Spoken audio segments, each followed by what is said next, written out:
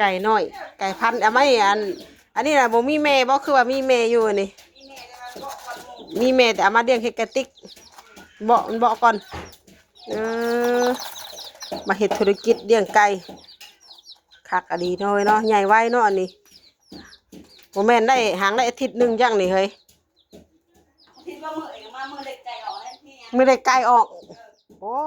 มื้อวันหยังวะมื้อยังบ่ทันฮอดทิศดอกหม้ออีสังอะไรบัดนี้มาเปิดเบิ่งก่อนมาดูเลยป๊าดตะหน่อไม้ขาวเลยได้นี่มีแต่หน่อไม้ขาวได้เบิ่งนี่หน่อไม้ขาวกับหน่อไม้ใหญ่นะนี่เนาะป้าเนาะหน่อไม้ใหญ่แล้วเพิ่นเจิมน่ะไปกินแกงหน่อไม้ย่ามมาเที่ยงแล้วสามมื้อนี้มาดูเลยพากันมาซุ่มรุมกันอยู่เพื่อนพอตู้ใหญ่พี่น้องเลยไอ้น้องมาดินน้ำกันกับทักทายสบายดีเด้อเนาะป้าลุงบางผู้ทุกคนผมมาพอกันกับแม่น้อง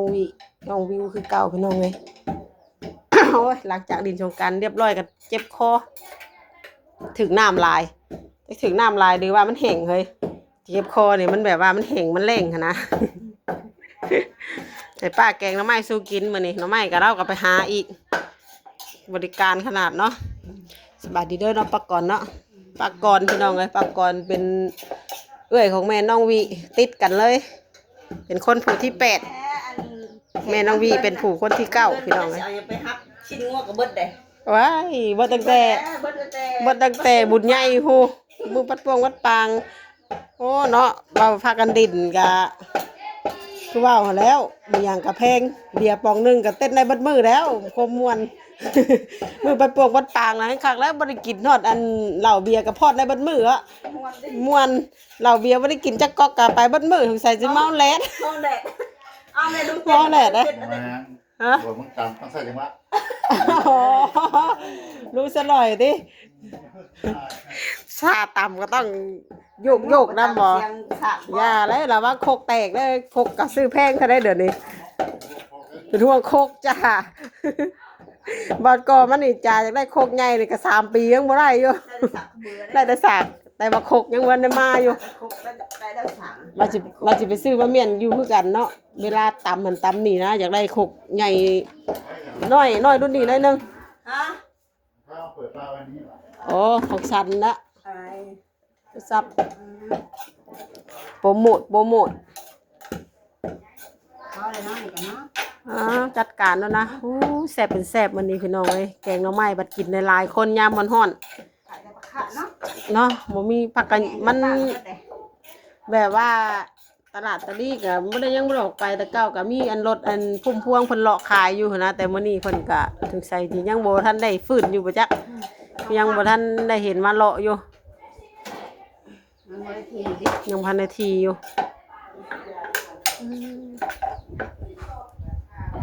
ป่าเฮาตั้งแกงหน่อไม้แซ่บเลยแต่เก่าเป็นตั้งย่องเลยบ่เลยปากก่อนตั้งแกงหน่อไม้กินแซ่บเลยพี่น้องเลยอีกจังน้อยแล้วก็ออกปลูกข้าวอะไรพี่น้องเลยเดี๋ยวแม่น้องวิชำบาบ่ฮ้อนแดดสิออกไปถ่ายให้เบิ่งปลูกข้าวงั้นข้าวก็6 งั้นนั่นแหละเฮ็ดก้อนหมู่บัดแล้วก็เกี่ยวแล้วก็เดือน12พุ่นแหละแต่น้อยใจแล้วออกไปเฮ็ดแล้วก็แถมยังดูยังคนอันเว้าใส่เราอีกได้ว่าตอนเกี่ยวน่ะสงสัยสิได้อันเอาควรบักเอาบ่ว่าซั่นเนาะคือบ่เฮ็ดแต่หัวปีแท้ว่าเอาควรบ่บักเอาหั่นเอาหัวคนเว้าใส่เราหั่นนะพี่น้องป้าเถอะเฮาก็เฮ็ดได้ซะนาน้ำท่วมถ้าบ่เฮ็ดแบบซี่ก็บ่ได้กินแต่ก็ต้องอดทนเอาครับหมู่เว้าก็อย่ามานเนาะแต่เป็นนั่นนี่ตั้งแต่พ่อแม่พุ่นแหละพี่น้องเลยตั้งแต่พ่อแม่พาเฮ็ดแนวนี้น้ำท่วมก็ท่วมแต่ก็ได้เกี่ยวทุกปีอยู่จืดแล้วบ่ค่ะสบายดีเด้อเนาะมาดูเนาะสีเดิมๆเนี่ยแหละบัวป้าเราก็เป็นคนรู้คนมันนะพี่น้องเลยพุ่นน่ะบัวผักเทียมเราก็หอยย่างๆอยู่ชุดเฉาเลยเฮ็ดน้ำกันพี่น้องเลยแม่น้องวีก็เฮ็ดคือกันเนาะเฮ็ดแต่ว่าบ่ได้เฮ็ดลายจำเราเฮ็ดพอได้กินเฮ็ดเมื่อปลูกไว้น้ำยาเด็กหน่อยแล้วก็เดี๋ยวเรากดแล้วเราก็เอามาให้กินน้ เป็นเอื้อยพี่น้องไงแม่น้องวีเป็นพี่น้องติดกันเลยเนาะแม่น้องวีเป็นคนที่8เอ้ยบ่ผิดพี่น้องไอ้แม่น้องวีเป็นคนที่9แล้วก็ปักกรเป็นคนที่8นะพี่น้องแม่น้องวีมีพี่น้องอยู่9คนพี่น้องเลยทรายหายิง4ทรายหายิง4เนาะพี่น้องเดี๋ยวไปเบิ่งผู้รักเก่งข้างนอกพี่น้องเลยโอ้ยเฮิรนครัวตัวแบบนี้ก็ไข่หน่อยเนาะกันรถฮอนแดดชับยังห่วงอยู่เดี๋ยวนี้นะยังห่วงอยู่ยังบ่ทันได้ย้ายเข้าเฮ็ดเฮือนครัวแล้วเฮ็ดเฮือนครัวแล้วผัดยังบ่อยากเอาเตาเข้าบ้านนี้ยังห่วงอยู่ยังงามอยู่ยังแบบว่าสิเว้ากับป้าตะแบบจำได้ผัวใหม่นะรอมันเก่าร อให้มันเก่าก่อนรอเขาเชื่อเดี๋ยวรอมันเก่าก่อนรอมันเก่าก่อนค่อยเอาเข้านี่ตอนนี้กำลังไปนั่งตากแดดอันหนึ่งเขาอยู่จุดละจุดละ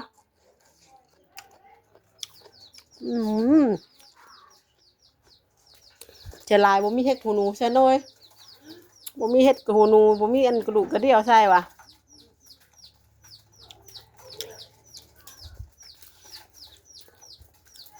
เราตะกี้กันอยู่ในพุ่นกับว่าเห็ดเฮือนครัวแต่งามแต่กับบ่กล้าลังแล้วก็กระเทิบออกมานี่อีกต่ออีกก็เลิบแล้วก็เลิบอีก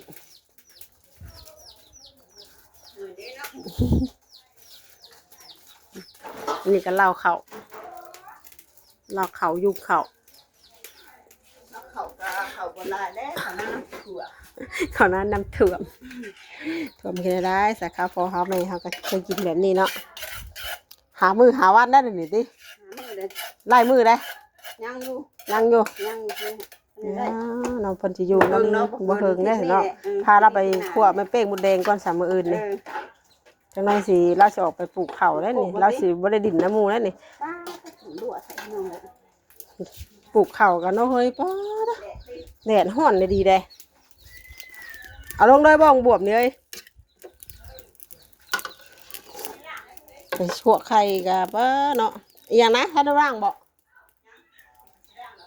ไปคั่วไข่กันร้อนแท้เลยเฮ้ย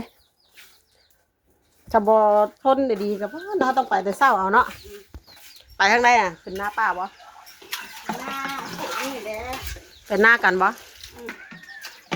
พอชิมีหรอวะเนาะไผชีเอาเบิดคักเบิดเน่แต่เฮ้ยมันให้มานั่นแหละของเงินนะไผชีคนว่ากับดิจะบ่แพ้ได้มันจะเบิดนะปีนที่หน้าบ่มียังดีแต่มีหมักบวบใส่เฮ้ยบวบมาแต่เฮือนป้าบวบมาแต่เฮือนป้านางป้าแต่งอาจจะปักนี้อ่อนเนาะเพิ่นมาแต่เต็บลุงมาแต่กรุงเทพอ้ายมาแต่กรุงเทพไปแกงมาไม่ให้กินบ่มีข้าวซีดดิเมื่อเราเพิ่นเบื่ออันที่จริงก็บ่แม่นหรอกมันบ่มีก็เลยหาน้ำมันที่แลให้กินบ่มีได้กินก็ต้องกินแบบนี้ก่อนเพราะว่าจะได้เนาะกินไปสิแหละบ้านนอกบ้านนาเฮาเฮ็ดได้เฮาผัดแซ่บเด้ยั่วๆไอ้ดีได้พี่น้องใส่น้ำอีกดูพอแล้วเนาะพอแล้วเดี๋ยวบวกด้วยก่อนหมักแบบสดน้ำมักได้ใส่เห็ดกินยังก็ต้องเป็นน้ำลายแล้วไม่ได้เอาเชือกกินแต่ตอนนะไม่ได้กินแนะนำโอ้ยไก่จะโตจนเลยนี่แหละเนาะถ้าว่าได้ไปถ้ามีทุนนะสิซื้อไก่มาเลี้ยงไก่พันไข่นะไก่ล้านไก่บ้านเท่ากับแพงตัวหนึ่งกับตัวละ100ตัวละ7-80กับตัวน้อยๆประมาณ2-3 เดือนก็ขายได้เลยประมาณตัวละ100เขาเลี้ยงหัวอาหารอย่างดีเนาะแป๊บเดียวหาทุนก่อนพี่น้องได้ทุนก่อนหัวพวกบัวแล้วกับเป็นธรรมดาอะไรหัวตึงๆอ่ะหน่อยขักขนาดเลยมีใบตองได้ใบตองเห็ดกระต้มใหญ่กินเนาะปะเป็นหัวบัวเนาะได้ใบตองงามๆก่อนเห็ดกระต้มใหญ่กินพี่น้องเลยความเราใจห้อนเราเล่งไฟนะมันเลยเวลากินได้หรอวะเราเล่งไฟรถโอ้ชุมป่าชุมดุงกันนอนถาสำลับอยู่นอกกูอีหยังนี่นะก็ใส่แบบนี้บ่เลยโ โอ้ มันบ่ ยบ่ใส่ทำนี่บ่ได้ มาทีนี้ไม่ทีนี้อ่ะมาเด้อ โอ้ยเอาอีกบ่ นี่เหรอ มีอยู่ ก็ได้จ้ะ เด้เอากับพ่อกันเอาเมียนอยู่2-3 มัด มันอะไรเองใช้แล้วมันโอม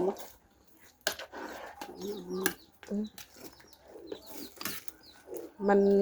บ่มีผักกะเยะบ่มีผักคะน้อยโอ้ยหน่อไม้คักอันนี้มื้อนี้ได้หน่อไม้มาคักบัดหน้ามันก็เริ่มไปเด้หน่อไม้ก็ดินสงกรานต์ 2-3 มื้อนึงก็ใหญ่เนาะหน่อไม้ก็เนาะโอ้ขนาดโดยใหญ่ไว้ขนาด คนไงคนกินเนี่ยจะพวกมันกินจบเลยอ่ะไทยมันดวกอ่ะเอาอยู่เจ้าเจ๋งมัน ปึ๊บเอ้ยฮอดให้ยังไงนะ มันติ่งในตู้สิ นี่ประตูบ่กินแกงไม้บ่ จักว่าถามเบิ่งฉันแล้วบอกสมาร์ทกินกะสิกินน้ำกันเนี่ย แซ่บนะแกงหน่อไม้กินหลายคน สองผ้าเนาะ ฮะ สองผ้า คืนนี้3 ผ้าคืนนี่พากันลงมาโยเอาแห้ง ลูกเต่ามากินข้าวกินน้ำน้ำเราเราก็ดีใจแล้วเรากับผู้เฒ่าหัวอุ้ยแหละผู้เฒ่าเพิ่นเห็นลูกเห็นหลานหุ่มห่อแล้วเพิ่นดีใจพี่น้องเอ้ยขี้งออยู่เมื่อวานนี่ลูกชายเราคนหนึ่งวานนี่มาลาเมื่อปากซองกะน้ำตาแล้วก็ซึมเราอยากให้น้ำลูกชายเราเดี๋ยวมาแป๊บเดียวกับเมื่อแป๊บเดียวแบบว่าลางานมาอาทิตย์เดียวเนาะบัดเพิ่นบัดเอาเมียอยู่ปากซองบัดนี้มาหาเฮา2 มื้อมาหาพอ2 มื้อเพิ่นกลับเมื่อปากซองแล้วก็สิลงทางพุ่นเลยลงกรุงเทพเลยลูกก็มาลาแล้วก็ให้มื้อนั้นลูกเต้าผูกแขนให้ก็ให้วานนี่ลูกชายมาลาก็ให้ก็ถ้าเบิ่งอีกลูกชายคนนี้บัดสิเมื่อนี่ก็มาลาเราอีกเราก็สิให้อันนี้ผู้เฒ่าให้ง่ายผู้เฒ่าใจน้อยน้อยฮ้อนนี่ได้แห้งแล้งคักแห้งแล้งแน่หูยปีนี้หางเห็นฝนตกเท่อเดียว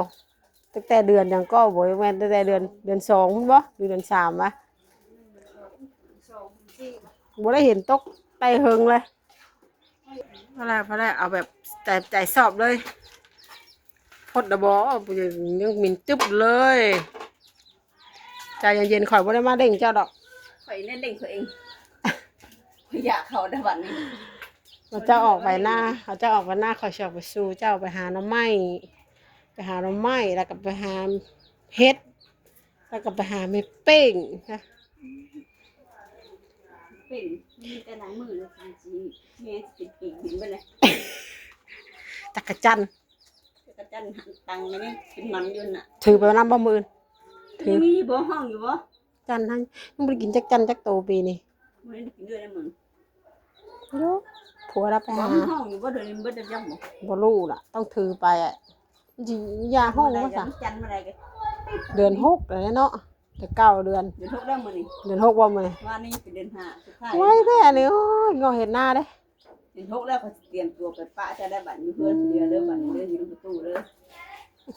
ข่อยก็ ตู้เด้อบัตร เอาบ่เอาประตูเที่ยวออกไป เที่ยวไปตอนเราบ่ได้ไปมื้อวันมื้อไหนบ่ได้ไปเนี้ย เตาแบบนี้เฮิ่นเตาประหยัดเบยแบบนี้นะกันเพราะว่ามันป้อนพื้นยากกันเลยป้อนพื้นป้อนทานยากกันนะไม่ได้คอยใส่แต่เตาแบบนี้นะทางแรกแต่กับผู้มักเนาะผู้มักใส่แบบใดเห็นแต่น้ำลายไหลพี่น้องเลยไม่ได้กินเป็นเรือนได้แกงน้ำไม้กินตั้งแต่บ่าวเวียงเอามาแต่อันบ้านคุณตาคุณยายเพื่อนพี่น้องเพื่อนเอามาให้แม่น้องวิแกงให้กินบ่าวเวียงเพื่อนได้กินเรื่อยอยู่เพื่อนน่ะคุณตาคุณยายเพื่อนแกงให้กินเรื่อยอยู่เพื่อนเดี๋ยวมื้อนั้นเพื่อนเลยเอามาให้แม่น้องวิแกงปลุกเราแม่น่ะปลุกแม่พอตู้น่ะเพื่อเราหาล่างหน้าล่างตาแล้วพอดีแล้วเผื่อเราเข้าห้องน้ำของยังนะ ปลุกเราแล้วเถานอนบอกเพื่อเราเตรียมไป ไปมาลุยบาทนี่มาตักมาแบ่งเตรียมใบส่งพระเข้านะ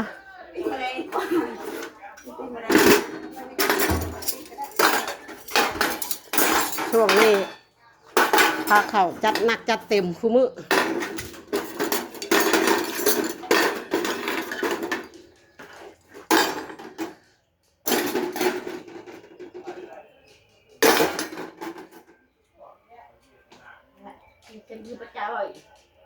เข้มหน่อยยากติเข้มจนคมน่ะเขาอันทิ้งอันห่อนมันก็ใช่แกงเข้มอยู่อ่ะ ไผ่แกงนะไผ่แกง เองอยู่บ้านเพิ่นสิ เข้มจนคม เป็นคงของน้ำถิ่นได้มาต้นห่อนมาใส่อีกคงอยู่แล้วอ่ะ อ้า มันเข้มอยู่แล้วโอ้ ใส่แบบบ่ตาบ่ตวงเลย จะอื่นน้ำแปลกบ่ว่ะ ใส่แบบบ่ตาบ่ตวงเลยก็ย่อมกันได้เลยเนาะ มาตอนนั้นลูกประตูมา เอาพาเข้าเลย ลูกว่าลูกว่าลูก ตอนหับจะไผ่เมืองซนจะไผ่เมืองซนตอนหับแกงหน่อไม้เข้มอีกก็บ่เฮงเนี่ยเราบ่รัดเลยติเราบ่รัดเลยว่าอันแกงหน่อไม้เข้มบ่แกงหน่อไม้ซื้อกินจะเข้มอีกก็บ่เฮงเด้เนาะ ควรติว่าช่วงนี้เฮ็ดเข้มเด้อพัฒนาลูกตรงนี้อ่ะคงเข้มแล้วอ่ะ จ้ะ บัวบอกไอ้ ว่าบ่ บัวบอกว่าเริ่มเป็นเข้มแล้วเดี๋ยวนี้ว่ะลูกตรงนี้คงเข้มแล้วอ่ะสั่นอะไรก็ตัวจางเนาะ ติไปปึ๊บ โอ้ไรบ่ ตีย่อดอกว่าตีบ่ โอ้ลงมาแล้ว พักอันพอดีแนมว่าเขาแนมตีบ่ โอ้โอ้ เอาเลยเนาะเบ้ายังก็บ่ออกเด้เด้อเคลียร์เด้อเคลียร์หับในหน่อยสิว่าปงแห้งแทบบ่ได้ติซาเรานักบ่โอ้ ยแซ่บไม่ก็ จะบอกว่า แซ่บ ดึงหูออกก็บ่ออก ไหนก็ได้อันนี้ เด้ไปเตียงข้างหลังกันเด้ถ้าอยากนั่งในเล็กน้อยบ่ นี่บ่ เออ นี่แล้ว นั่งนอกได้ค่ะ เกียร์ลงเด้อนี่เด้อ โอ นะ เคต่อนั่นแหละ มากินเนี่ย กินได้ ให้มาเด้อกินข้าวแกงหน่อไม้น้ำกันยามมาเที่ยงพี่น้องเอ้ยแซ่บหลาย โอ้ขึ้นมาเทิงนี่นะ ไปนะยังบ่อยากเอาลบเอากันดีเอากันจักสิได้ลูกหลานไปทางใดเบิดใด จะงามพอ แซ่บบ่ล่ะงูเดือม แซ่บอ ป ร่ ลา อย คืน เด้ อันนี้กับป้าอันนี้กับป้าอันนั้นกับลุง มานี่เด้อมาเด้อพี่น้องแกงหน่อไม้ครับไข่ยังอันนี้ แซ่บเลยเนาะ ใส่กระดูกหมูเนาะ แกงหน่อไม้อันว่ายังให้คนมาแต่เตะกินวะ แล้วถึงไม่หาย อัน สีมือปลากร ก่อนเนาะ เอ้ย มาเด้อหมูมาเทิงนะ บ่แล้วอย่าให้แกงได้เฮาน่ะแต่สิว่าคมจนล่างนิ่มน้ำคืออันเราสอนป้าจะว่าได้ เนาะ ได้แล้ว บ่เรื่องแซ่บก็ค่อยก็ อันนั้นนะครับเนาะ สิไปกินน้ำนะสบัดยันเบิดนะ เด้อเบิดได้เจ้านะ ป้าทำนี่แหละจ้าพี่น้องเลย ว่าบ่แซ่บเนาะ บอกว่าแซ่บกับเผาไปแล้วว่าอย่ามันเบิดซ้ำนี่แหละพี่น้องเลยคลิปนี้กันเนาะแม่ลุงก็สิจบคลิปไว้ซ้ำนี้ก่อนเด้อเนาะพี่น้องเนาะเดี๋ยวแดะ ยังมาหรอกมีแต่น้อยคนละ กดหน่อยอันนี้พี่น้องเลยสบายดีเราทุกคน